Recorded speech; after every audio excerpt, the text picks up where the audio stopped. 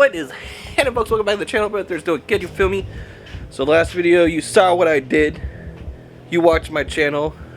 You know what happened in the last video. You don't need me to tell you what happened because you watched it. Take the pistons out of this here B18 block. So let's get to it. Alright, so we're back. First thing I'm going to do is pop this oil pan off right quick. Alright, so it's just 410s that are holding on this part right here, the oil pump filter, or whatever it's called. These are very loose, so I guess they don't have too much torque on them, so that's good.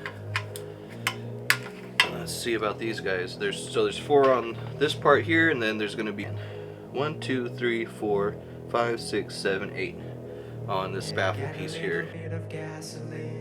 Welcome to another crime scene. Get a little bit of gasoline. Welcome to I'm going to take the pistons out, starting from the crank pulley side and work my way over towards the transmission side. These are all going to be 12s, pretty tight.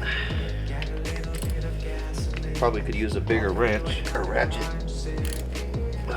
Now I'm just going to loosen all these, and then I'm going to take them all out at the same time and keep them in order. Pretty much finger tight loose. Rotate.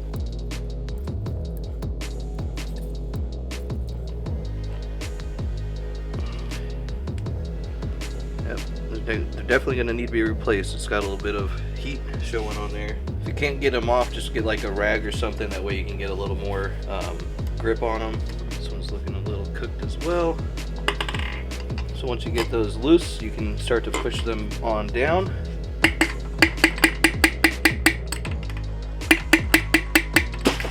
Oops.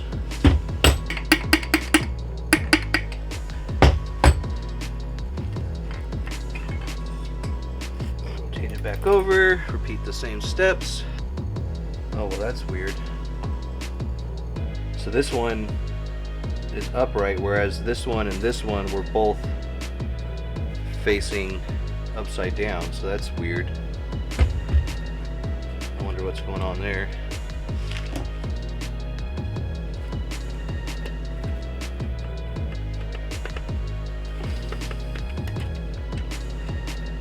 And that's the bearing fell off. It's got some heavy scoring on there though.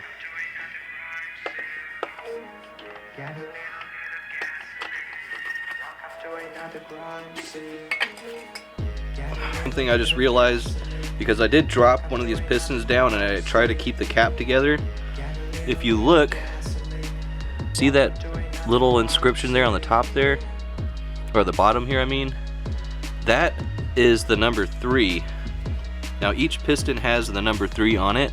There we go. So if you see that,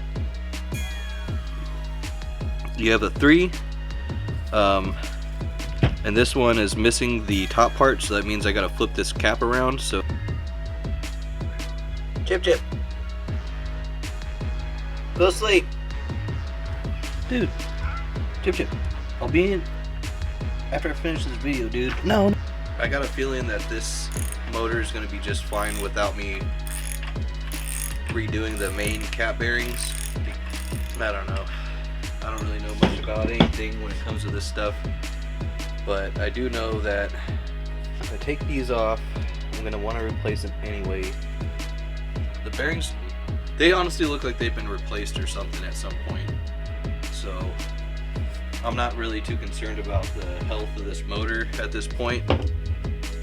But like I mentioned earlier, if I'm going to be doing this, I might as well just get it done while everything is out. It's one of those things where you're gonna probably kick yourself in the teeth over it later on if you don't just handle it now, in my opinion. Just speaking from previous experience, being lazy and putting off stuff is not ever really like the best way to go about handling anything so important. So I probably will take these off, but not tonight.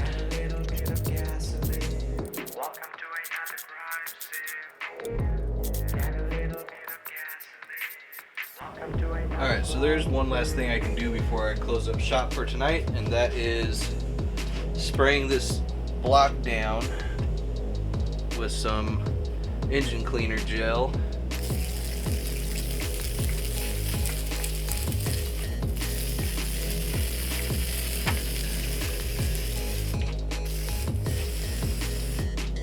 Stay tuned for the rest of the videos. I am stoked on getting this block torn apart.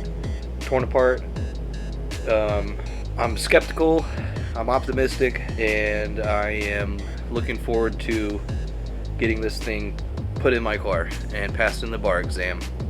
So stay tuned for all those other videos, you guys. I'm going to be taking care of the head. I'm going to be calling the machine shop, see what they're talking about price wise, and then probably be selling some parts here soon, and hopefully paying for all the machine work with stuff that I sell. So stay tuned for those videos, folks. We're making progress. I'm doing work. Let's get it. Here.